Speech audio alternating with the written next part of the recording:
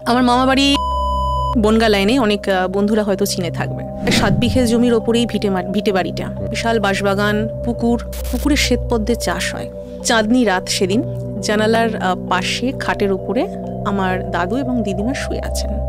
মাঝরাতে আমার দিদিমার ঘুমটা ভেঙে যায়। শুনতে পাচ্ছেন দাদুর মুখ থেকে একটা গোয়ানোর মতন আওয়াজ বেরোচ্ছে। দিদিমার হঠাৎ করে চোখটা যায়, ওই জানলা থেকে চাঁদের আলোটা এসে পড়ছে। ঘরের ভেতরটা একদম পরিষ্কার, চাঁদের আলোয় ধপধপ করছে।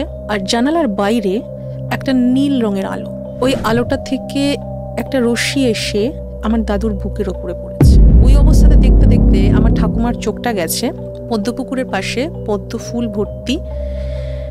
সেখানে একটি মেয়ে বসে আছে, গা মার্জনা করছে, সাবান মাখার মতন ভঙ্গি, এবং এতটাই পরিষ্কার গায়ের রং, মনে হচ্ছে কি পুকুর থেকে একটা সাদা পদ্ম ফুল কেটে না ওই মেয়েটার সাইজে যেন বসিয়ে দেওয়া হয়েছে। তখন উনি দাদুকে ধাক্কা দিয়েছেন। হ্যাঁ, ধর্মর করে উঠে বসেছেন। বলছে, আমি অবাক হয়ে দেখলাম দুজন জানলা দিয়ে হাত বাড়িয়ে আমাকে ধাক্কা মেরে বলছে আমাকে একটু জল দিন। দিদিমার চোখ গেছে, জানলার বাইরে মেয়েটি কিন্তু নেই। পরের দিন বাংলাদেশ থেকে টেলিগ্রাম এসছে, পূজন কাকু আগের দিন রাতে মারা গেছেন। বলা হয়ে থাকে যে স্পিরিটের রং নাকি নীল হয়। তো হয়তো বা ওই আত্মাই এসেছিল দাদুকে কোনোভাবে জানান দিতে। তবে ওটার সাথে ওই মেয়েটির কি কানেকশন সেটা এখনো পর্যন্ত বোঝা যায়নি, এবং ওই মেয়েটিকে কিন্তু তারপর আর দেখাও যায়নি কখনো।